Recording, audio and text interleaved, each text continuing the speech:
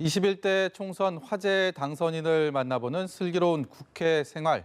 오늘이 그 첫 시간입니다. 청와대 출신 인사들의 총선 출마로 주목을 받았던 더불어민주당 경기 성남 중원 윤영찬 당선인을 모셨습니다. 안녕하세요. 예, 안녕하세요. 윤영찬입니다. 네, 총선 끝난 지 정확히 닷새 지났습니다. 그동안 어떻게 지내셨습니까? 정신이 없이 지냈습니다. 총선이 끝나면 조금 편할 거라고 생각했는데 네. 수없이 많이 오는 문자, 그다음에 카톡 답신하고 또 우리 주민들께 또 감사 인사를 드리고 있습니다. 오늘 아침에도 지하철역에서 우리 주민 여러분께 고맙다는 인사를 드렸습니다. 네, 이번 성남 중원 같은 경우는 맞상대했던 통합당 후보가 신상진 4선 중진 의원이었단 말이죠. 그렇기 때문에 이번 여러분들의 많은 관심을 받았는데 선거운동 하시면서 가장 기억 남는 순간이라고 할까요? 그런 것들을 꼽을 수 있다면 어떤 거를 생각이 나십니까? 선거운동을 하면서 이제 많은 분들이 이제 모여 있는 그런 행사장이 예를 들어서 한 2,000명 이렇게 모여 있는 데다 그 2,000명이 모여 있는 곳에 가서 처음부터 끝까지 돌면서 사람들하고 악수를 이렇게 합니다. 악수를 하면 그 다음 날 허리가 아파서 정말 허리가 너무 아픈 거예요. 그래서 제가 그동안 몸을 낮추고 살았구나. 악수를 이렇게 많이 하고 허리를 낮추면 허리가 아픈 게 정석이구나. 그런 느낌이 들었습니다. 이번 총선 결과를 보면요. 문재인 정부 출신 인사들의 약진이 두드러집니다. 윤영찬 당선인을 비롯하여 윤건영 실장도 있고 고민정 대변인 이렇게 이 손에 꼽기가 힘들 정도로 많은 분들이 이번에 좀 당선에 영광을 하셨는데 무엇이 특별했다고 보십니까? 이번 선거는 특별히 청와대 출신들이 약진을 냈다 이렇게 규정하기는 어려울 것 같고요.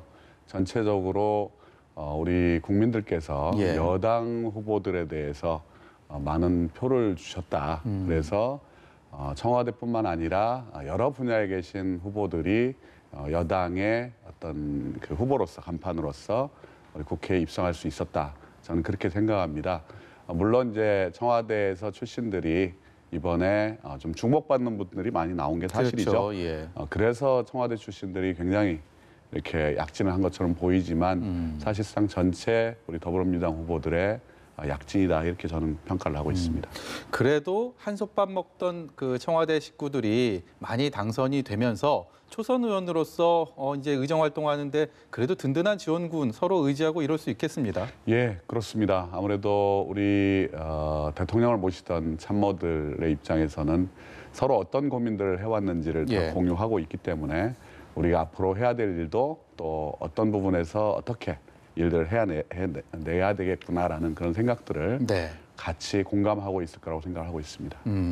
이번에 선거운동 과정을 보면요. 제가 다른 보도를 통해서 봤는데 임종석 전 청와대 실장이 윤영찬 당선인 후보 시절에 지역에서 유세를 돕는 것들을 봤습니다. 거기서 했던 얘기들이 보니까 본인이 윤영찬 기자, 언론인일 때 좀 어렵거나 판단이 안 설 경우에는 윤영찬 기자한테 전화를 해서 물어보고 그 판단을 구했다. 이런 얘기를 해서 눈길이 많이 갔습니다. 그만큼 깊은 신뢰관계에 있다라는 것을 하나 방증하는 게 아닌가 싶은데 윤영찬 당선인에게 임종석 전 실장은 어떤 사람입니까? 저기 기자 생활을 할 때는 사실은 그때 막 들어온 이제 30대 초반에 아주 푸릇푸릇한 그런 정치인이었고 그리고 저하고 많이 이야기들을 많이 했습니다. 저는 이제 과거에 운동권 출신이고 또 임수경 방북이라든지 이런 큰 이슈가 있었고 해서 굉장히 정치적으로 또 신념이 강한 또 한쪽으로 조금 또 치우친 그런 느낌으로 생각을 했는데 제가 직접 만나서 얘기를 해보니까 매우 합리적인 의원이더라고요. 그래서 아마 한미 FTA를 찬성해서 아마 숱하게 많은 고충도 겪었던 걸로 기억을 합니다. 그런 측면에서 굉장히 소신이 있지만 그것이 소신이 어떤 자기만의 생각에서 나온 소신이 아니고 상당히 숙고하는 그런 전략가이자 또 국민들을 가장 우선적으로 생각하는 정치인. 그래서 저는 우리 임종석 실장님을 제가 모셨는데 모시면서도 일을 하면서 굉장히 행복하게 함께 일을 했다. 나이는 제가 위지만 예. 그러나 그런 실장님을 모신다는 게 저에게는 상당히 행복하고 행운이었다 이런 생각이 듭니다. 그런 말씀이라면 임시현 실장이 이번 총선만 돕고 또 다시 재하로 묻혀버리는 거에 대해서는 좀 아쉬움이 남을 수밖에 없겠네요.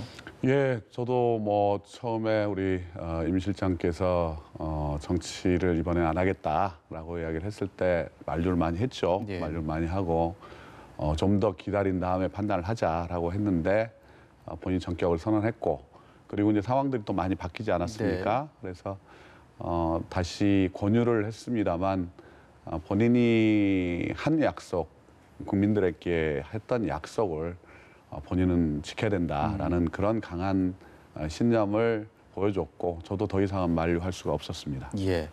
윤영찬 당선인 프로필이 앞서서도 나갔었는데 언론인을 지내셨고요. 네. 그리고 네이버 부사장을 지내신 이후에 청와대 수석으로서 그리고 이번에는 국회의원으로서 이런 뭐 이력 자체가 눈길이 많이 들어옵니다. 그런데 청와대 수석 같은 경우는 이제 임명직이고요. 이번에 이제 처음으로 또 선출직 공무원이 됐습니다. 이 두 공무원 임명직과 선출직이 주는 무게감이 좀 다릅니까? 어떻습니까?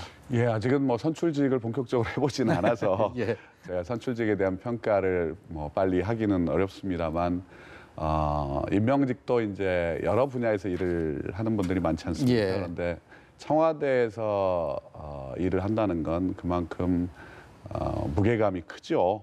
대통령을 직접 보필을 해야 되는 그런 문제도 있지만 또 한편으로는 거기서 결정하는 게 되돌리기가 어렵다라는 그런 무게감이 늘 시달렸던 것 같습니다. 예.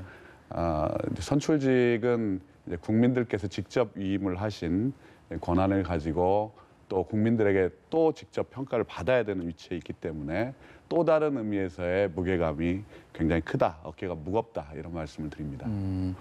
선거운동 상황들 다시 한번 좀 여쭤보도록 하겠습니다. 이번에 선거 과정에서 민주당이 이렇게까지 압승을 할 것이다라고 예견하기는 쉽지는 않았습니다. 물론 여러 가지 변수들이 있었고 그중에 가장 큰 변수라고 할 수 있는 게 코로나19가 아닐까라는 생각이 드는데 결국은 코로나19에 대한 방역에 대해서 국민들이 성공적인 평가를 내렸고 그런 것들이 결국은 민주당의 승리로 귀결이 됐다라고 이제 현재까지는 많이 보고 있는데요. 이렇게까지 큰 민주당의 압승을 혹시 예상하셨습니까? 예, 저는 지역을 돌아다니면서 이제 밤마다 뭐 식당 그다음에 뭐 호프집 다니면서 이 주민들을 많이 만났거든요.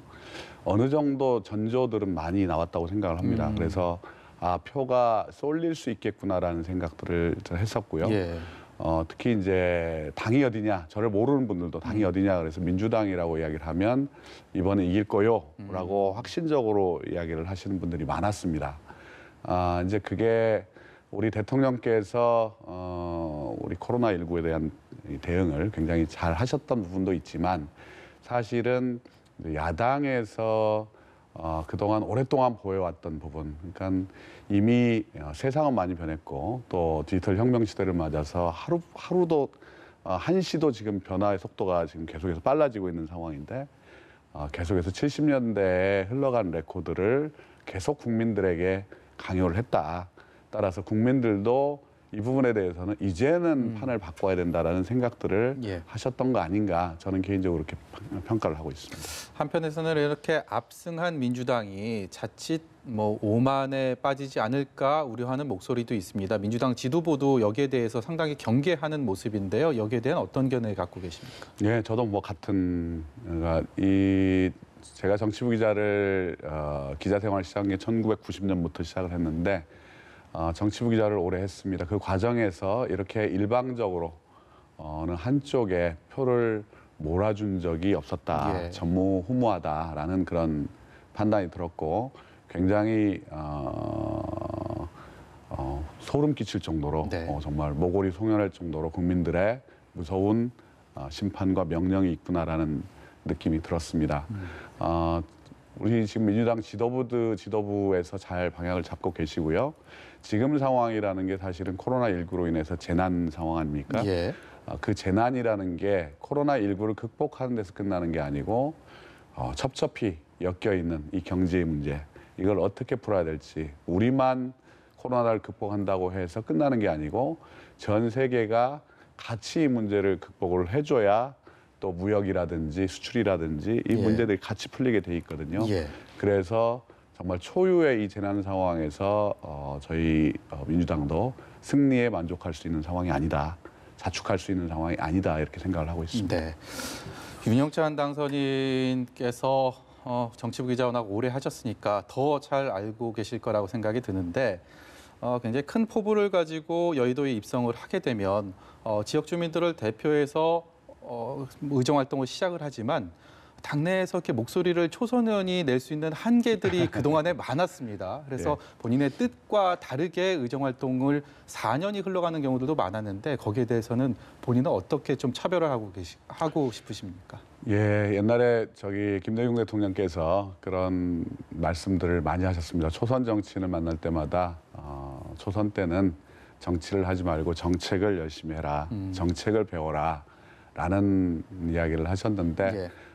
저도 이 정치인이 떼놓을 수는 없는 거죠. 그러나 그 말씀은 현안의 문제에 대해서 실력을 쌓고 열심히 공부해라. 초선이 정치적인 문제에 목소리를 낼 수 있는 예. 그런 기회나 한계들은 분명히 있을 것 같고요. 그래서 열심히 공부하고 배우고 또 우리 앞에 놓여져 있는 너무나 엄중한 문제들이 많기 때문에 그 해법을 찾기 위해서 많이 노력하려고 생각하고 있습니다. 청와대에서 근무하셨던 경험들이 입법 활동하는데 아무래도 큰 도움이 되겠죠? 예, 아무래도 이제 청와대에서 근무한다는 것은 우리 사회가 어디로 가고 있는지에 대한 종합적인 그런 관점을 가질 수 있는 좋은 기회라고 생각을 하고요. 예. 지금 상황에서 우리에게 주어진 일은 역시 경제적인 민생을 어떻게 회복할 수 있느냐라는 문제, 또 좀 더 나아가서는 1987년 체제라고 이야기하는 네. 현재의 정치 구조 그리고 경제 구조를 좀 더 나은 방향으로 시대가 변하는 상황에 맞게 어떻게 바꿔줄 수 있느냐, 이런 고민들이 아마 집중이 될 것 같습니다. 저희 이 자리에 모셨던 여야 의원들이 공의 한 목소리로 하는 얘기가 있습니다. 20대 국회는 최악이었다. 근데 이제 21대 국회의 문을 잠시 후면 열게 되는데 새로운 인물들이 좀 더 21대 국회를 20대 국회와 차별화해서 좀 국민들에게 사랑을 받을 수 있는 국회를 만드는데 좀 많은 기대를 국민들이 실제로 하고 있습니다. 본인은 어떤 다짐 갖고 계십니까? 예, 저도 뭐 같은 생각이고요. 우리가 지금 산업화와 민주화 세대가 사실은 그동안 우리 사회를 구성하는 정치적인 주축이라고 할 수 있는데 그 세대 간에 사실 너무나 오랫동안 갈등들이 있었다고 생각을 합니다. 그런데 그러다 보니 벌써 세상은 또 다른 세상을 향해서 가고 있고 4차 산업혁명과 디지털 혁명의 시대를 맞이해서 이제는 과거에 또 우리가 했던 일들을 이제는 서로 인정하고 그리고 새 시대를 준비하는 방향으로, 특히 이제 여야가 최소한의 합의할 수 있는 부분들이 있다고 생각을 합니다. 예를 들어서 평화로운 한반도, 당연히 합의할 수 있는 거 아니겠습니까? 예. 그다음에 디지털 혁명에 대한 준비, 그다음에 양극화에 대한 그런 사회 안전망 강화, 이런 최소한의 공감대를 가지고 좀 더 키우고 인정하면서 새로운 정치적 질서들을 만들어 나가는 그런 21대 국회가 됐으면 좋겠다라는 생각을 합니다. 마지막으로요. 여의도 정치 정말 치열하고 너무나 만만치 않은 것임을 윤영찬 당선인께서 누구보다도 잘 아실 거라고 생각합니다. 정치 계속 하실 거죠? 이번 이제 벌써 아직 의원 뺏지 못하는 상태에서 예. 정치를 계속 하시면서 그 다짐들을 실현하시기 위해서는 계속 정치를 하셔야 되지 않겠습니까? 그렇다면 국민들에게 나중에 그게 언제인지는 모르겠습니다만은 정치인 윤영찬, 그러니까 기자 윤영찬이 아니고 경영자 윤영찬이 아니고 정치인 윤영찬이라고 했을 때 어떤 사람으로 기억되고 싶으십니까? 예, 당당하고 소신 있는 정치인이었다. 그러나 태도는 겸손하고 보수적이었다, 이런 말씀을 듣고 싶습니다. 네. 예.